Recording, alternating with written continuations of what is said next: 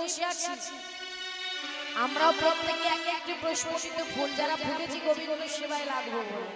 তবে লক্ষ্য করে দেখবেন একই গাছের ফুল, একটা গাছে তো অনেক ফুল ফোটে, সেই ফুলের অনেক মালা হয়। সব মালা কি গোবিন্দের চরণে যায়? যায় না। একই গাছের ফুল ফোটে, মালাও গাঁথে, কিন্তু ওই একই গাছের ফুলের মালা বিক্রি হয়ে নানান জায়গায় চলে যায়। বললেন ওই একই গাছের ফুল যাচ্ছে কোথাও বিবাহ বাসরে, আবার ওই একই গাছের ফুল যাচ্ছে মৃতদেহের গলায়, আবার ওই একই গাছের ফুল যাচ্ছে আমার গোবিন্দের রাঙার এটা হচ্ছে যার যার কর্মগুণ। তাহলে আমরা হলাম প্রত্যেকে ফুল, তবে আমাদের কর্মই আমাদের কোথায় পাই যাবে আমরা জানি না।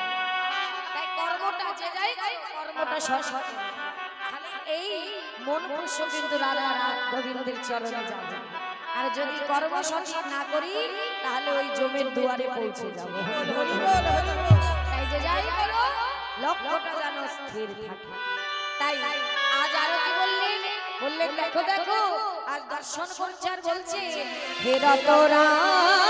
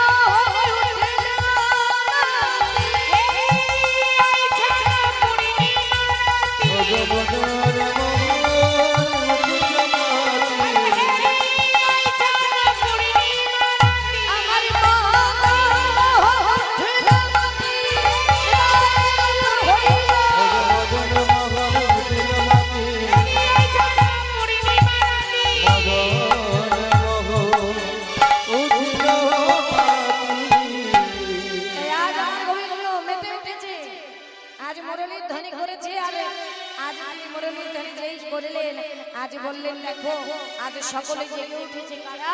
ব্রজের গোপীগণ। তাই কি বললেন? মুরলী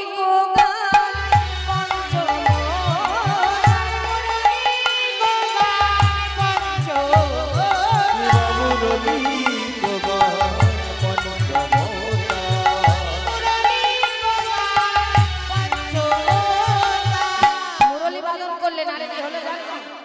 যত ঘরে ঘরে গোপী ছিল সবার মন চুরি হয়ে গেল। যেই গোবিন্দ মুরলীর ধ্বনি করলো ব্রজের গোপীদের মন চুরি হয়ে গেল। তাই কি বলছি?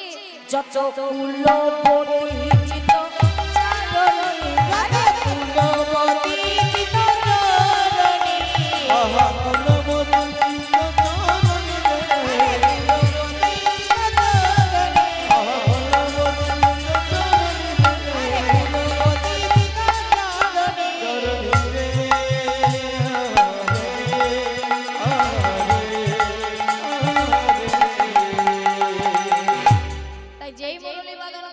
সকল গোপীর মন চুরি হয়ে গেল। দেখো মা এখন কটা বাজে? রাত্রি মধ্যরাত্রি একেবারে, তাই না? দেখো তোমাদের অবস্থাটা কি? একেবারে ঘুম বন্ধ দিয়ে আজ এখানে বসে আছো কেন? সবাই কিন্তু নয়, বসেছো কারা? যাদের কারণে আমার গোবিন্দের মুরলীর ধ্বনিটা প্রবেশ করেছে। হরি বল হরি বল হরি বল হরি বল। যাদের কারণে আমার গোবিন্দ বৃন্দাবনে মুরলীর ধ্বনি ধরেছে, আর সেই ধ্বনি যার কারণে গেছে আজ সেই কিন্তু এই রাসমণ্ডলীতে বসে আছে। তার কিন্তু ঘরে আর বিছানায় মন বসে, সে কোথায় এসেছে? প্রাণ গোবিন্দের কাছে। কেন? রাসলীলা দর্শন করবে বলে, শ্রবণ করবে বলে। তাই আজ কি করলেন? বললেন মুরলী ধ্বনি করলেন, শুনলো কারা? ব্রজের গোপী যারা। শুনলো গোপী এ মহিলা, শুনলো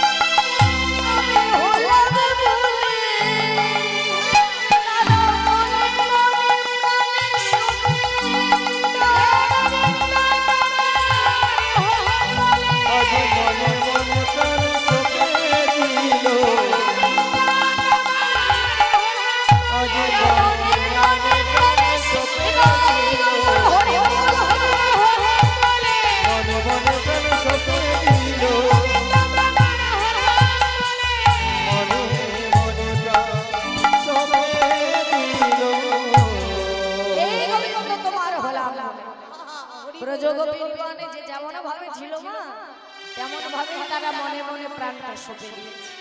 কেউ গৃহে ব্যস্ত ছিল, সবাই যে যার কর্মে ঘরে ব্যস্ত ছিল। হঠাৎ গোবিন্দের মুরলীর ধ্বনি, ওমা সকল গোপীর কিন্তু অনুমতি ছিল না। রাস শুধু শুনলে হবে না, এগুলো জানতেও হবে। বললেন বৃন্দাবনে আমরা অনেকেই বলি, এই রাস নিয়ে কিন্তু আমরা অনেকে ভুল মন্তব্য করি না মা? ইহ জগতে আমরা অনেকেই বলি ভগবান অনেক ব্রজগোপীদের নিয়ে রাস করেছে কৃষ্ণ, কিন্তু যে ব্রজগোপীদের নিয়ে রাস করেছিল আমরা কি কেউ জানি না যে গোবিন্দ যাদের নিয়ে রাস করেছিলেন তারা আসলে কারা? তারা কি নারী না পুরুষ না প্রকৃতি? আমরা জানি না, জেনে ভুল মন্তব্য আমরা বলতে থাকি যে ব্রজগোপী নিয়ে রাস করেছে, কিন্তু জানতে হবে যেই গোপী কারা ছিল। বললেন বৃন্দাবনে একমাত্র 3 প্রকার গোপী ছিল যাদের অনুমতি ছিল, সবার নয়, 3 প্রকার গোপী। কারা? সাধনী সিদ্ধা গোপী, নিত্য সিদ্ধা গোপী আর কৃপা সিদ্ধা গোপী। সাধনী সিদ্ধা গোপী কারা? বললেন ত্রেতা যুগে দণ্ডকারণ্য বনে 60,000 1600 মুনি ঋষি তারা ধ্যান তপস্যা করছিলেন। কেন? প্রভু রামচন্দ্রকে চরণ পাবে।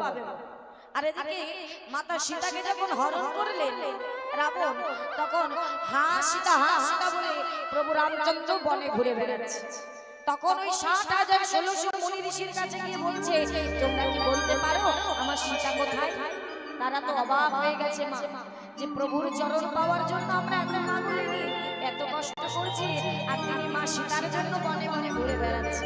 তাহলে সঙ্গে সঙ্গে বললেন, হে দয়াময় আমাদেরও কৃপা করো, আজ তোমার কাছে একটা বর চাই, দেবে? বলো কি চাও? প্রভু কিচ্ছু না, শুধু এই রজনীতে প্রতিরূপে তোমায় পেতে চাই, আমরাও মাতা সীতার মতো আমরাও নারী জন্ম পেতে চাই। ভগবান বললেন তথাস্তু, তোমাদের বাসনা পূর্ণ হবে, তবে আজ নয়, আসছে আগত দাপর যুগ, দাপর যুগে আমি হব ভগবান কৃষ্ণ, আর এই 60,000 বালক হলো মুনি ঋষি, তোমরা হবে আমার ব্রজগোপী। তোমাদের বাসনা আমি পূর্ণ করব। যেদিন শরৎকালে পূর্ণিমার চাঁদ উঠবে সেদিনে বাজাবো বাঁশি ঢেকো কানে পেতে। তাহলে বোঝা গেল না, এরা হলো সাধন সিদ্ধা গোপী, যারা ছিল মুনি ঋষি, তারা বরপ্রাপ্ত হয়ে গোপী হয়েছে। আর কারা? কৃপা সিদ্ধা, যারা ওই যে প্রথমে কাত্যায়নী ব্রত করেছিল, মায়ের কৃপা পেয়েছিল, তারা হলেন কৃপা সিদ্ধা, এনারা গিয়েছিলেন বৃন্দাবনের রাসে। আর কারা? নিত্য সিদ্ধা, 3 প্রকার গোপী, যারা রাধা গোবিন্দের সঙ্গে থাকে সদা সর্বদা, ললিতা বিশাখা চিত্রা চম্পক লতা। এই 3 প্রকার গোপীরই অনুমতি ছিল এই রাসলীলায়, আর কারো নয়। তাই এই তিন প্রকার গোপী শুনতে শুনতে চলে গেলে, কিন্তু কেমন ভাবে গেল, তার আপনার সকল বসন যেন বসন বসে সব খুলে পড়ে যাচ্ছে। হ্যাঁ, মাথায় বেরি করা খুলে যাচ্ছে, কোনো ধ্যান নেই, জ্ঞান নেই। ভগবানের নাম এমনই মা,